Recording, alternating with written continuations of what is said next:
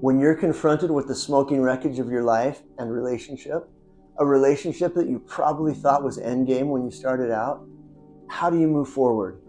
When every picture, every song, every memory reminds you of the life that you had, and maybe the life you wish you still had. How do you rise from the ashes of a life burned to the ground?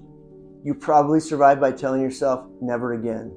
I'm never going to let myself end up in this position again. But there are three things nobody ever tells you about surviving and thriving after such devastation. Keep watching to discover the crucial steps most people miss when rebuilding their lives after heartbreak. You found yourself in a position in life that you never thought you'd be in. You found yourself unexpectedly single after losing the partner that you thought you'd be with for the rest of your life. And now you're faced with the pain of not only trying to get back on your feet and put your life back together, but also having to figure out where to go from here. But what if there's a hidden step that can make all the difference? How do you ensure that you never end up in this situation again, or at least do all in your power to avoid that? Whether this was your choice or their choice or no one's choice at all, you now have no choice but to move forward. And there's a lot of ways to do this, but there are a lot of wrong ways and only a few right ones or healthy ones. And they're probably not what you'd expect. Statistics show that over 60% of second marriages end in divorce, which makes it painfully obvious that people in your situation don't handle what you're going through very well. I'm making this video to reveal three crucial steps that can help you avoid becoming part of that statistic and truly heal from your heartbreak.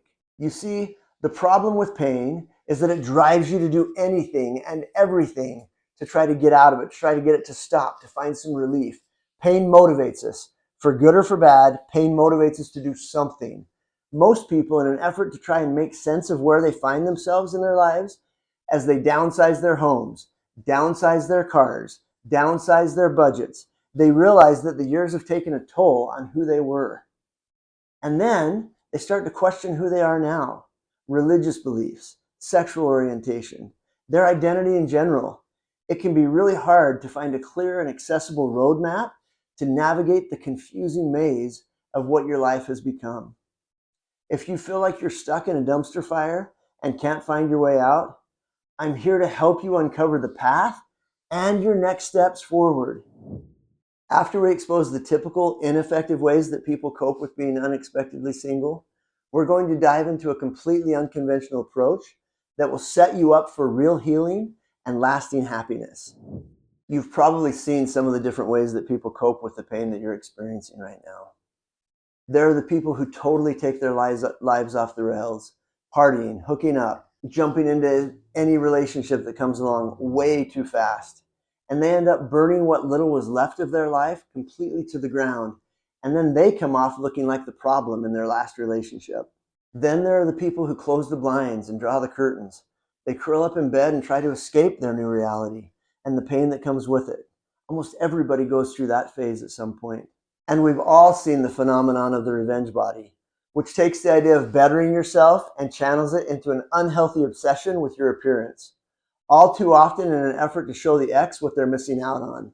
And here's the thing, the same pain and disillusionment drives each of these very different ways of coping. You're at a crossroads right now, a chance to change your life for the better. And if you take this moment to really think about how you got here and why you got here, you can find the strength to stand on your own and become a healthier, happier version of yourself. And not just healthier and happier than you are now, but healthier and happier than you've ever been. Certainly healthier and happier than you were in the previous relationship that you've come out of. You can't undo the fact that you're here. It sucks that you're here, but not being here isn't an option. The choice you now have is what you're going to do with where you are now. And what you do next will determine everything. So the reason I'm talking to you today is because you need to hear this. You can escape the pain you're in and move forward in a radically healthier way. I'm going to share three unconventional truths that will not only get you back on your feet, but also empower you to take control of your future like never before. If you'll let me, I will not let this moment define you or confine you.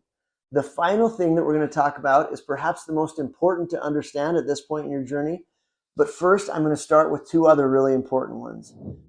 The first one is my core temperament model. There's a part of you that can't and won't change. It's innate. And when you try to change this part of who you are, you're going to fail. Feeling like you've lost who you are is one of the most difficult and challenging aspects of where you are in your life right now. This is most effectively remedied by connecting with who you truly are at your core. I've developed a proprietary system for understanding this part of yourself that's been validated by more than 15,000 people. And you can begin the process by taking my free assessment. And I'll include a link in the description below. The second key or tool that I want to talk about is resource management. You can't give what you don't have. One of the absolute most difficult challenges of being where you are now is that where you used to have a partner to help you carry the daily load, to whatever degree that was or wasn't working, it now all rests on your shoulders. You need to learn how to balance the resources and the stressors in your life in an effective way, or you're going to end up stuck with nothing left to give. And when it seems like everyone wants a piece of you, and you're not sure that there are any pieces left to give, the sheer weight and pressure of these expectations can make you start to crumble. Some things in your life can change or shift a little, but you also need to learn how to work with the inevitable drains that aren't going anywhere now. And you can only do that by making sure that you're doing things to fill your personal reservoir or your bucket. And I've developed a proprietary system to make this process super achievable and understandable. Okay, the third thing and the most important thing that I want to talk about. If you get nothing else from this video except this, it will really bless and help your life. One of the loneliest places in the world to be is alone in a relationship. And chances are that you felt like that a lot in the last little bit in your relationship. And I get that. I don't want you to have to feel this way ever again. And believe it or not, there's actually a science to connection and loneliness. And we've cracked the code of how to make this information extremely accessible and implementable, that's a word, into your life. You'll probably find that what I'm going to teach you about this can explain some of why your last relationship failed. One of the most confusing things to try to figure out in your position is how this all happened and how to avoid it again.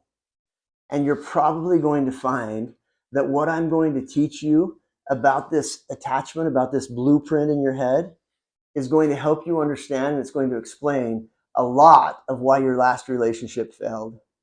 There's this invisible blueprint puppeteering the strings in your life and in your relationship that's nearly impossible to break free of if you don't even know that it exists or why it exists or what to do about it.